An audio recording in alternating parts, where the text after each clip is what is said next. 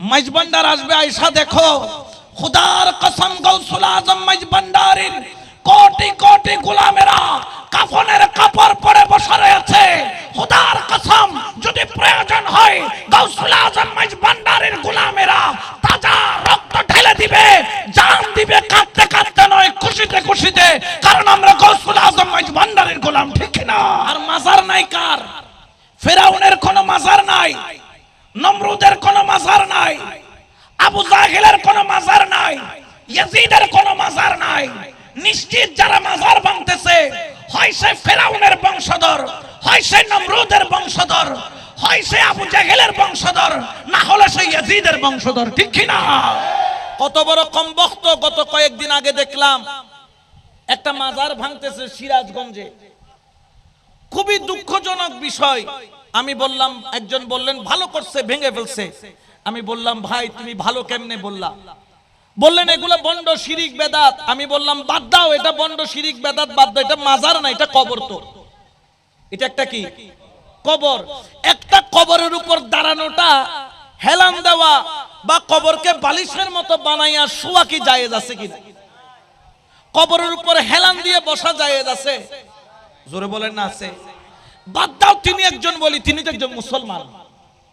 একটা মুসলমানের কবরের উপর দাঁড়ায়া যেভাবে মাজার ভাঙতেছে, এটা কখনো মুসলমানের কাজ হতে পারে? ওই দিন ভিডিওটা দেখছিলাম আর চোখের পানি ছাড়ছিলাম। দেখতেছে শুধু মাজার নয়, মাজারের মধ্যে দুই দিকে দুইটা টাইলস দেখলাম, একটাতে লেখা আছে আল্লাহু, একটাতে লেখা আছে মুহাম্মদ সাল্লাল্লাহু।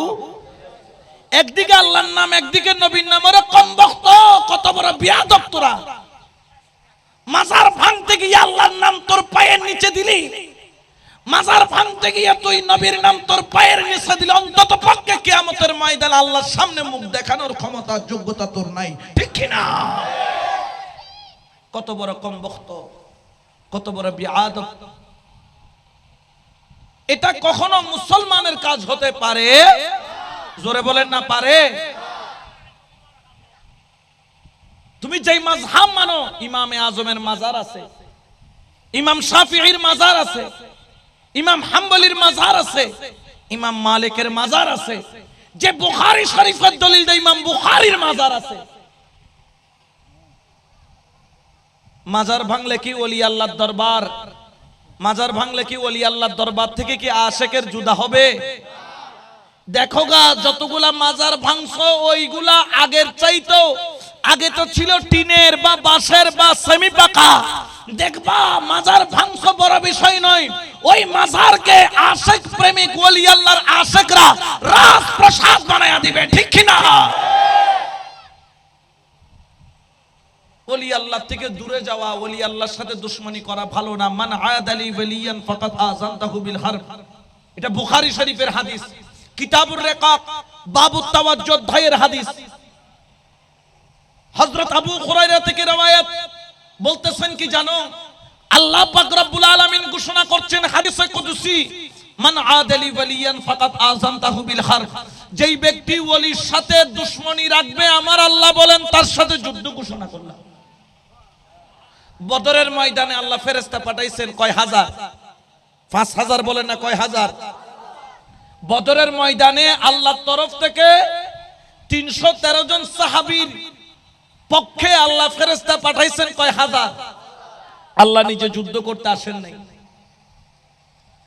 কিন্তু ওলি আল্লাহর দুশমনের সাথে আল্লাহ বলতেছেন মান আদালি ওয়ালিয়ান ফাকাদ আযানতাহু বিল হারব, যেই ব্যক্তি আমার ওলির সাথে দুশমনি করবে, যুদ্ধ করতে ফেরেশতা নয়, আমি আল্লাহ ডাইরেক্ট তার সাথে মোকাবেলা করব।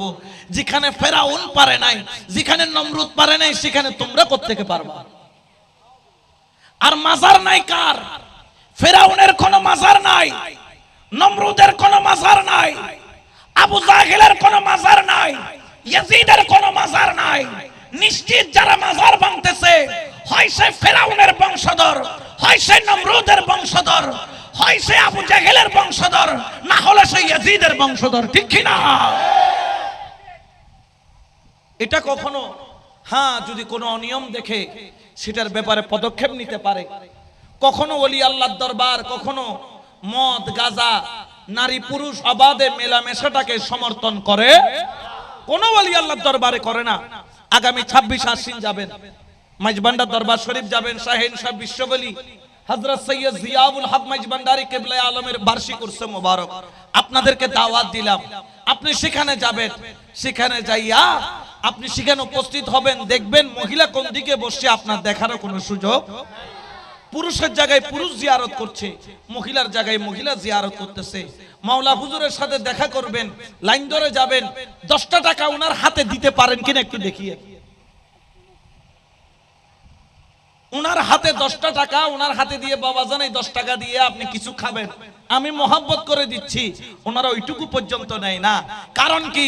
ওনারা তালিবুদ দুনিয়া নয়, ওনারা তালিবুল মাওলা। এই জন্য যারা এদিকে ওদিকে ফুটানি মারো, মাইজবান্ডার আসবে আয়সা দেখো, খুদার কসম গৌসুল আজম মাইজবান্ডারির কোটি কোটি গোলামেরা কাফনের কাপড় পরে বসে রয়েছে।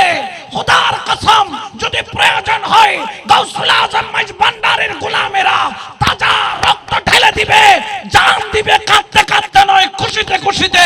কারণ আমরা গৌসুল আজম মাইজবান্ডারির গোলাম, ঠিক না?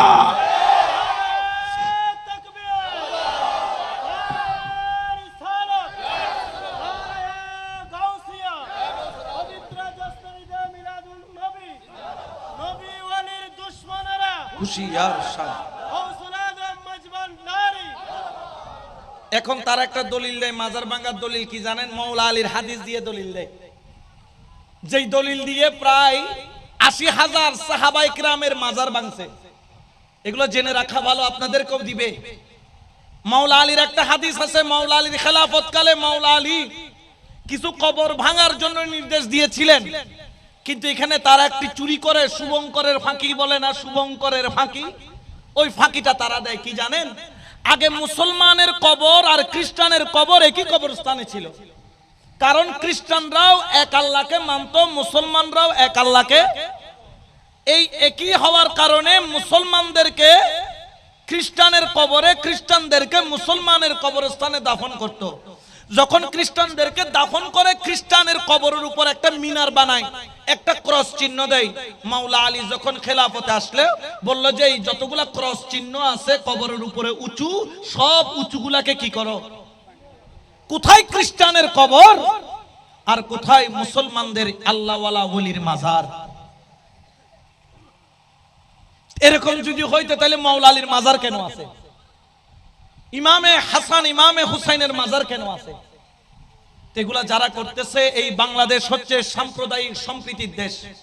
এখানে অবশ্যই প্রত্যেকে যার যার মত পথ প্রকাশ করবে। ভালো লাগলে আসবেন, ভালো না লাগলে আসার দরকার নাই। আপনি যাবেন না। আপনি যদি কখনো যদি মনে করেন যে না এই জিনিসটা ভালো নয়, আপনি কোরআন হাদিস দিয়ে সেটাকে আপনি কি করেন? নেগেটিভ প্রমাণ করেন। মানুষ সত্যটা জেনে নিবে, মিথ্যা থেকে নিজেকে সরিয়ে আনবে। এই জন্য হাজরানে মজলিস, আমরা এই দেশের মধ্যে হিন্দু, বৌদ্ধ, খ্রিস্টান যত ধর্মের লোক আছে, সাম্প্রদায়িক সম্প্রীতিকে আমরা ভালোবাসি। আর সেই সাম্প্রদায়িক সম্প্রীতির উত্তম নিদর্শন হলো ওলি আল্লাহর দরবার। কারণ ওলি আল্লাহর দরবার কখনো হিংসা, বিদ্বেষ শিক্ষা দেয় না। দেখেন, আপনি না যাইলেও মুসলমানও ওলিদ মাইজবান্ডার যায়, হিন্দুরাও মাইজবান্ডার যায়, খ্রিস্টানরাও মাইজবান্ডার যায়, বড়ুয়ারাও মাইজবান্ডার যায়, চাকমারাও মাইজবান্ডার যায়। কেন যায়? কারণ ওলি আল্লাহর দরবার হচ্ছে সাম্প্রদায়িক সম্প্রীতি। তারা সবার জন্য মুহাব্বতের দরজা খোলা রেখেছেন। যে এরকম আল্লাহ কোরআনে বলেন নাই আলহামদুলিল্লাহি রাব্বিল আলামিন বলেছেন, রাব্বিল মুসলিমিন বলেন নাই, মুসলমানের রব বলেন নাই। আল্লাহ কোরআনে ওয়ামা আরসালনাকা ইল্লা রাহমাতাল লিল মুসলিমিন বলেন নাই, ইল্লা রাহমাতাল লিল আলামিন, কুল কায়নাতের জন্য রহমত। তো আল্লাহ যেখানে সবার জন্য রহমত বিতরণ করতেছে, সেখানে আমি আর আপনি হিংসা করার কোনো দরকার আছে? জোরে বলেন না আছে?